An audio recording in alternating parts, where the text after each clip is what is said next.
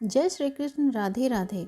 जो त्रयोदशी अर्थात प्रदोष सोमवार के दिन पड़ता है वह प्रदोष सोम प्रदोष व्रत कहलाता है, क्योंकि सोमवार का दिन भगवान शिव का दिन होता है।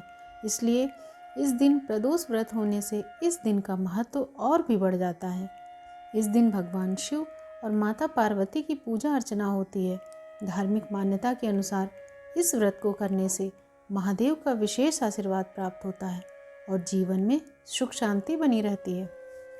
तो आइए अब सुनते हैं आज की कथा। एक नगर में एक ब्राह्मण स्त्री रहती थी।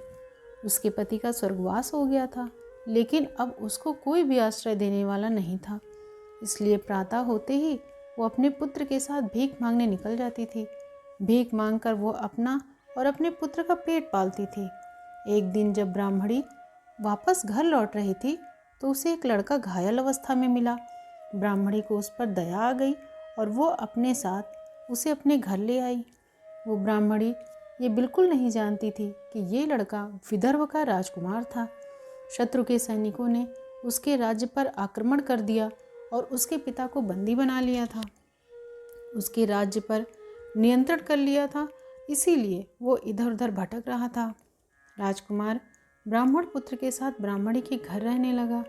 एक दिन अंशुमति नाम की एक गंधर्व कन्या ने राजकुमार को देखा और उस पर मोहित हो गई। अगले दिन अंशुमति अपने माता पिता को राजकुमार से मिलाने लाई। उन्हें भी राजकुमार बहुत पसंद आ गया। कुछ दिनों के बाद अंशुमति के माता पिता को भगवान शंकर ने स्वप्न में आदेश दिया कि राजकुमार और अंशुमति का विवाह कर दिया जाए, और उनके माता पिता ने उनका विवाह कर दिया। ब्राह्मणी प्रदोष का व्रत करती थी। उसके व्रत के प्रभाव और गंधर्व राज की सेना की सहायता से राजकुमार ने विदर्भ से शत्रुओं को पराजित कर दिया और पिता के राज्य को पुनः प्राप्त कर आनंद पूर्वक रहने लगा। राजकुमार ने ब्राह्मण पुत्र को अपना प्रधानमंत्री बना लिया। ब्राह्मणी के प्रदोष व्रत के प्रभाव से राजकुमार और ब्राह्मण पुत्र के कष्ट के दिन समाप्त हो गए। जैसे भगवान शंकर और माता पार्वती ने उनके दुख को दूर किया, वैसे ही वे अपने सभी भक्तों के दुख को भी दूर करते हैं। भगवान भोलेनाथ आप सभी के जीवन के सभी कष्टों को दूर करें। इसी कामना के साथ फिर मिलते हैं एक नई वीडियो में एक नई कहानी के साथ। जय भोलेनाथ। हर हर महादेव।